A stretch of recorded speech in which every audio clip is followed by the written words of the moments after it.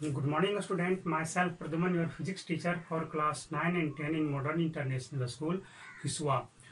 Today, just I am going to discuss some topics that means image formation by convex mirror for class 10.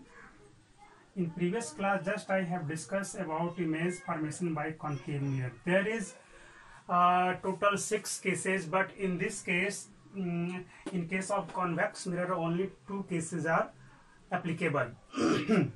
First case is when object is at infinity, and second case is when object is at finite distance from the pole of the mirror. Simple सा है कि जब आपका object infinite पे रहता है तो आप जानते हो कि इनफाइनाइट से जो भी लाइट रे आते हैं वो पैरेलल कंसीडर किए जाते हैं. कोई ऑब्जेक्ट अगर जो बहुत ज्यादा डिस्टेंस पर है तो उसे वहां से जो लाइट रे आता है हम लोग उसको कैसे कंसीडर करते हैं, पैरेलली कंसीडर करते हैं, है ना. आप समझना चाहते हैं इस चीज को कि आखिर हम पैरेलल क्यों बोलते हैं. जरा सोचो, ये पॉइंट है ना. यहाँ से लाइट रे ऐसे दो चला बिल्कुल सही है ना. ये एंगल को आप कंसीडर करो, इस एंगल को, इस छोटे से एंगल को. क्या देखा आपने, छोटा एंगल है. अगर यही हम डिस्टेंस इस ऑब्जेक्ट को यहाँ ले जाएं, अब देखो इसी पॉइंट पे हमने यहाँ पे लाइट रे को फिर से फॉल करवाया, इसी जगह पे लाइट रे को फिर से, क्या एंगल थोड़ा सा रिड्यूस हो गया. ये नॉर्मल है ना, ये थोड़ा सा रिड्यूस हो गया. और ज्यादा डिस्टेंस पे ले जाएंगे और लाइट रे को ऐसे ट्रेवल करवाएंगे, क्या देखा, एंगल और रिड्यूस हो गया. समझ रहे हैं इस बात को ना. हाँ, तो अगर हम इसको ले जाते बहुत ज्यादा डिस्टेंस पे ले चले जाएंगे तब क्या होगा, यह एंगल रिड्यूस होते होते एकदम बिल्कुल नेग्लिजिबल हो जाएगा. दैट मीन्स अब क्या हो जाएगा, आपका नॉर्मल जो हो गया, और फिर आपका ये क्या हो जाएंगे. इसकी प्लेन मिरर के केस में तो ये आपको पैरेलली अपीयर होने लगे कि नहीं, होने लगे ना. तो अगर ये लाइन है, इसके नीचे एक प्रिंसिपल एक्सिस ऐसे दिया गया तो ये दोनों तो पैरेलल हो जाएंगे ना. इसलिए जब भी हम किसी लाइट रे के बारे में स्टडी करते हैं तो हम क्या पाते हैं कि जब वो इनफाइनाइट से आते हैं तो वो पैरेलली फॉल करते हुए प्रतीत होते हैं. स्लाइटली थोड़ा सा एंगल होगा लेकिन हम उसको कंसीडर नहीं करते हैं. और आप जानते हो इमेज फॉर्मेशन का एक रूल है, when light ray fall parallelly on a surface of concave mirror और convex mirror with principal axis. Parallel किसके साथ होना चाहिए, प्रिंसिपल एक्सिस के साथ. ये आपका प्रिंसिपल एक्सिस, ये फोकस हो गया, और ये centre of curvature. Centre of curvature का ये लाइन क्या हो गया, ये नॉर्मल हो गया, ये हो गया इंसिडेंट रे, और ये हो गया रिफ्लेक्टेड रे. ये हो गया इंसिडेंट रे और ये हमारा क्या है, रिफ्लेक्टेड रे. ये भी क्या है, हमारा नॉर्मल ही है ना. तो बताओ, जब ये लाइट रे पैरेलल फॉल करेंगे तो कहाँ पे आपस में कट करता हुआ प्रतीत होगा जी, तो एट फोकस पर ही ना. तो यहां से चला तो रिफ्लेक्ट होकर के किधर की ओर जाएगा, फोकस की ओर तो जाएगा नहीं, इधर की ओर मूव कर जाएगा. ये भी चला यहां से, एक ही पॉइंट से दोनों. अरे आ गए आप. अच्छा, तो यहां पर से क्या दिखा आपको कि यहां से जो ये लाइट रे इधर पैरेलल तो फॉल किया, बट अगर पीछे की ओर इसी को एक्सटेंड करो तो कहाँ पे कट करता हुआ अपीयर होगा, तो फोकस पे. यहां से भी फोकस पे ही, है ना. तो इस तरह से इमेज कहाँ पे बनेगा, तो फोकस पे. और डिमिनिश्ड, बहुत ही स्मॉल इमेज बनेगा. इरेक्ट भी बनेगा, डिमिनिश्ड भी बहुत छोटा बनेगा. क्लियर. और एक ऐसा इमेज होगा, वर्चुअल इमेज होगा. एक इंपॉर्टेंट टर्म जान लें कि आपका इन case of convex mirror image is always virtual and behind the mirror के पीछे बनता है ना, behind the mirror. Concave mirror में क्या होता है, उसमें रियल भी बनता है और वर्चुअल भी बनता है. वर्चुअल कब बनता है, जब आपका ऑब्जेक्ट फोकस और पोल के बीच में होता है. मैंने पिछले दिन आपको डिस्कस किया था. चलो उस चीज को छोड़ो. तो यहाँ पे इमेज फॉर्मेशन कहाँ पे हो गया, तो एट द फोकस. और पॉइंट इमेज यहाँ पे बनेगा, बल्कि ऑब्जेक्ट बहुत बड़ा ही क्यों ना हो. चलो ये तो हो गया हमारा फर्स्ट केस. सेकंड केस क्या है, when object is at finite distance from the pole. ये हमारा पोल है, ये हमारा सेंटर ऑफ कर्वेचर सी, ये फोकस हो गया. ये हमारा ऑब्जेक्ट है ए बी, यहां से हम दो लाइट रे ट्रेवल करवाएंगे, एक पैरेलल और एक सेंटर की ओर। तो सेंटर की ओर जो लाइट रे जाएंगे वो वापस उसी तरह से लौट आएंगे। ये तो आपको पहले से पता है, जब इस पर नॉर्मली फॉल किया तो वापस रिटर्न हो जाएगा। ये ऐसे चला, एंगल ऑफ रिफ्लेक्शन को फॉलो करता हुआ इधर की ओर चला गया। तो हर एक केस में एंगल ऑफ रिफ्लेक्शन को ये फॉलो करता है, ये इंपॉर्टेंट है ना। यहाँ पे ये क्या हो गया, ये नॉर्मल हो गया, ये है ना, यहाँ पे नॉर्मल, यही लाइन नॉर्मल भी हो गया, यही आपका इंसिडेंट रे का लाइन, यही आपका रिफ्लेक्टेड रे का लाइन भी हो गया। बताओ ये आपको दोनों लाइट रे कहाँ पे कट कर रहे हैं आफ्टर रिफ्लेक्शन?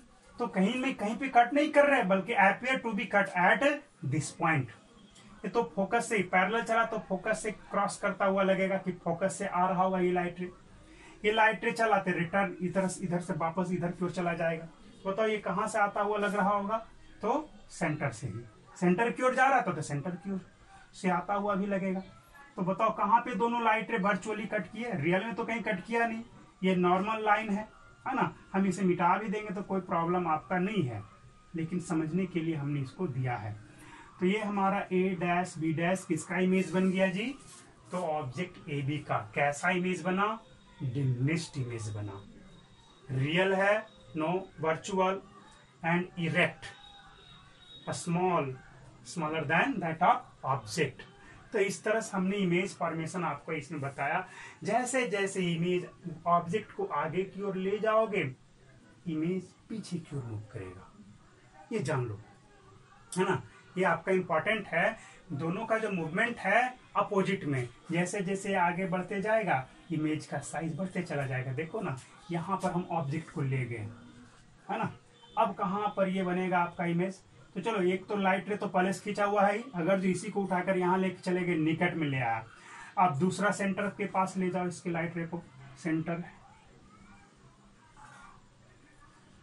की ओर, है ना, सेंटर की ओर गया, जैसे गया वापस लौट आया। कहाँ पे कट किया जी? यहाँ पे, यानी कि इमेज यहाँ बन गया। क्या देखा? ऑब्जेक्ट इधर चला, इमेज इधर आया, इमेज थोड़ा सा बढ़ गया। और आगे जाओगे तो थोड़ा और बड़ा इमेज बनेगा, बिल्कुल बन गया।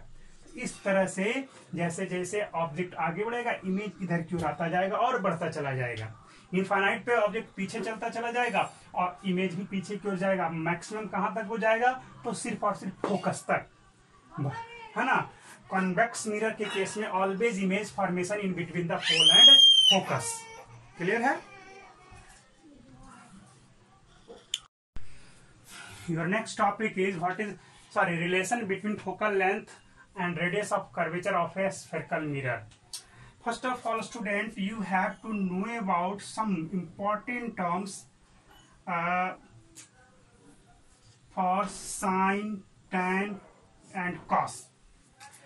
होता क्या है कि फॉर वेरी स्मॉल एंगल, जैसे हम लोग sine theta equal to something पढ़ते हैं, है ना, उस तरह से जब आपका एंगल बहुत छोटा हो, साइन, कॉस और टैन, तो उस केस में आपने साइन 30 डिग्री इक्वल टू क्या पढ़ा था?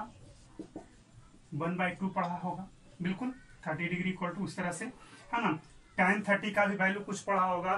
तो in case of very small angle theta, जब एंगल बहुत छोटा हो तो उस केस में आपका tan alpha approximately equal to alpha होता है। sin alpha is also approximately equal to alpha and cos alpha equal to 1 हो जाता है। ये किसके लिए है? तो बहुत ही small angle, for very small angle, alpha के लिए और थीटा के लिए। इसी का हम यहाँ पे उपयोग करेंगे, इस्तेमाल करेंगे और ये रिलेशन आपको प्रूफ करेंगे। देखिए, तो जैसे आपका यहाँ पे हमारा जो मिरर होते हैं वो आपको हमने यहाँ पे दिखाया है इस तरह से, लेकिन वो एक्चुअल में देखोगे तो बहुत ही फ्लैट दिखेंगे। तो उस केस में जो एंगल यहाँ से बनते हैं, इंसिडेंट रे जैसे बहुत दूर से आ रहा है तो पैरेलल आया, जैसे भी हो, तो ये जो एंगल बनते हैं बहुत छोटे एंगल बनते हैं, है ना। हम इसी का इस्तेमाल करेंगे। तो चलो, यहाँ से कोई दूर का ऑब्जेक्ट है, यहाँ से लाइट रे फॉल किया, पैरेलली फॉल किया, तो आफ्टर रिफ्लेक्शन ये इस तरह से फोकस से क्रॉस करता हुआ चला गया। बताओ यहाँ पे ये इंसिडेंट एंगल क्या होता है? यहाँ से हमने एक नॉर्मल को ड्रॉ किया, तो नॉर्मल ड्रॉ किया तो सपोज ये एंगल अल्फा, तो according to laws of reflection ये भी एंगल अल्फा हो जाएगा, बिल्कुल। तो ये एंगल अल्फा, दैट मीन्स ये एंगल क्या हो जाएगा आपका, अल्फा होगा। बिल्कुल, ये अल्फा तो टोटल 2 अल्फा हो गया, तो ये कितना हो जाएगा टोटल 2 अल्फा। इससे चलो तो, है ना, तो ये आपका 2 अल्फा हो गया। सो श्योर आप लोग तो इसको तुम अच्छे से समझ गए होगे कि अल्फा क्यों हुआ और ये 2 अल्फा क्यों हुआ। अब आई इन ट्रायंगल CMN, इसमें आ जाओ CMN में, तो आपका tan अल्फा इक्वल टू क्या होगा, this height by this base, तो MN बाई CN यहाँ पे रखा इसको, तब अल्फा इक्वल टू क्या होगा, और alpha equal to MN by CN। क्यों, क्योंकि वेरी स्मॉल एंगल, अल्फा बहुत छोटा एंगल है। और इस तरह से इन ट्रायंगल FMN आ जाओ, इसमें आ जाओ, इसमें क्या होगा, tan 2 alpha equal to MN by FN, और 2 alpha equal to MN by FN यहाँ पे लिख लिया इक्वेशन 2। फ्रॉम इक्वेशन 1 एंड 2 चलेंगे तब क्या होगा जी आपका, इसको इरेज कर देते हैं अब।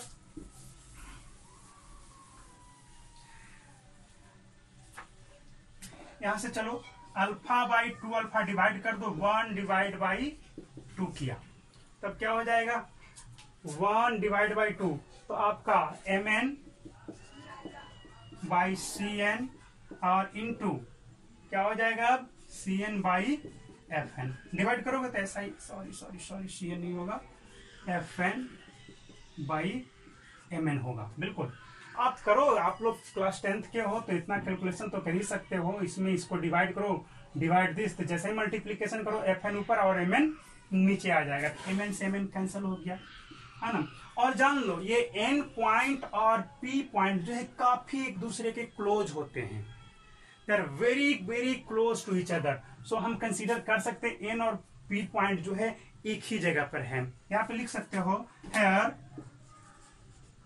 Point N and P is very close to each other, है ना। तो हम क्या करते हैं, एक ही पॉइंट दोनों को कंसीडर कर सकते हैं, एक पॉइंट यहाँ एक पॉइंट यहाँ, बहुत निकट में है तो एक ही पॉइंट कंसीडर कर सकते हैं।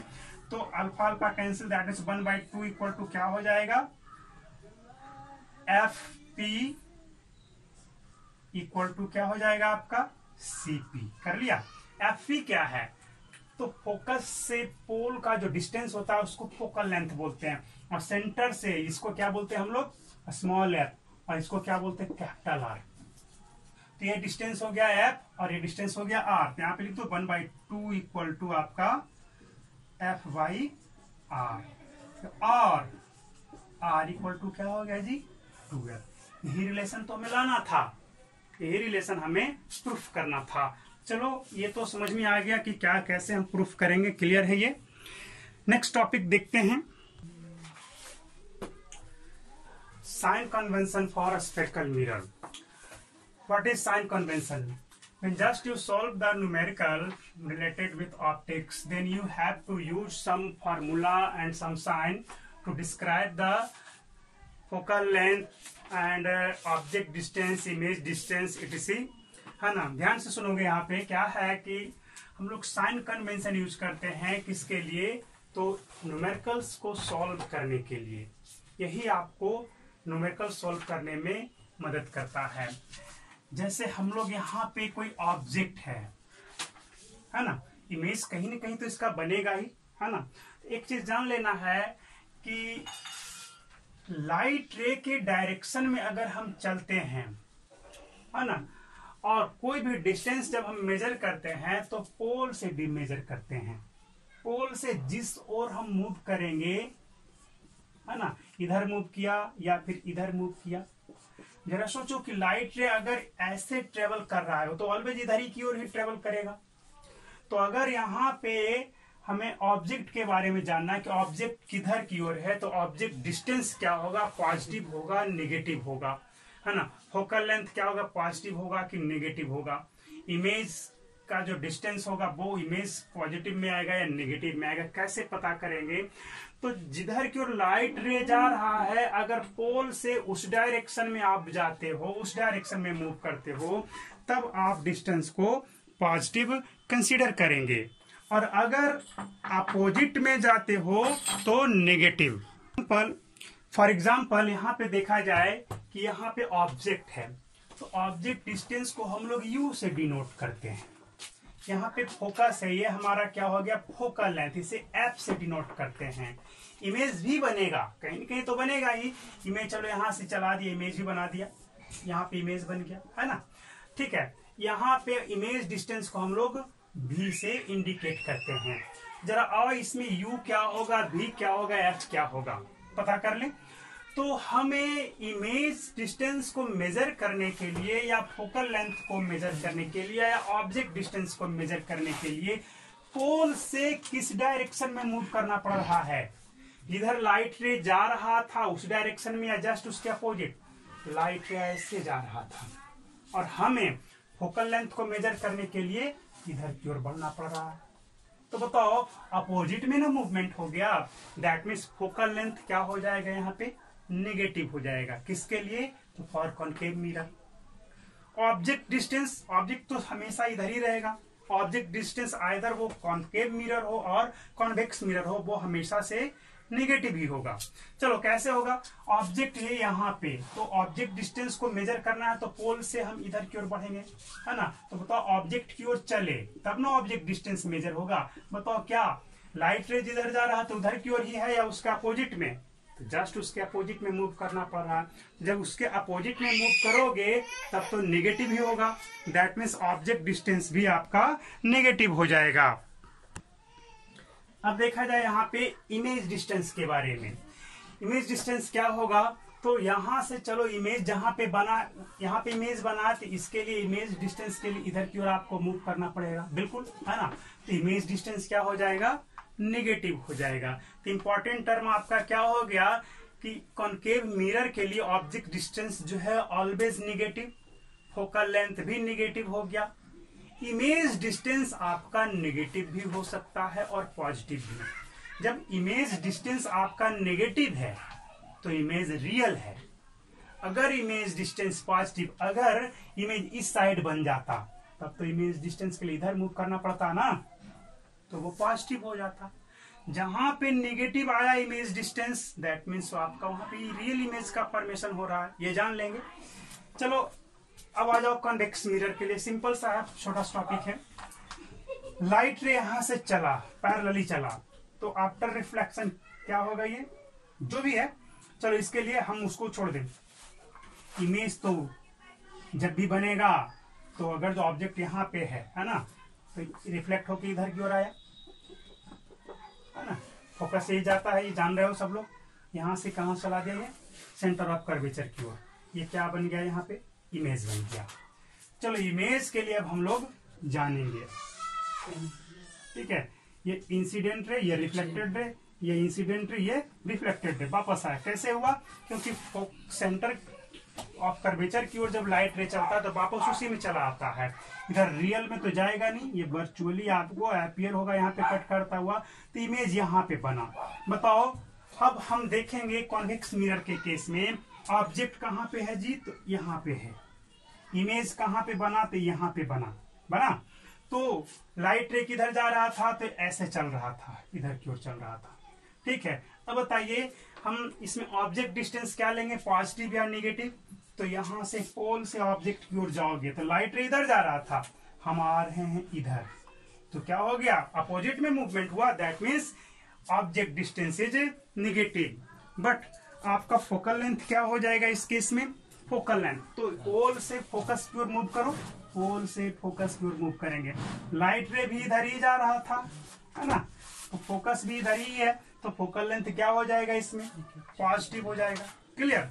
इमेज डिस्टेंस इसमें क्या होगा, इमेज के लिए पोल से मूव करो, ये पोल है, इधर की ओर मूव करोगे तो पोल भी क्या हो जाएगा, पोल डिस्टेंस, सॉरी इमेज डिस्टेंस भी क्या हो जाएगा, ऑलवेज पॉजिटिव हो जाएगा। तो क्लियर है, साइन कन्वेंशन, यही थोड़ा सा कंसेप्ट आपको यूज करना है, बाकी क्लियर है ना।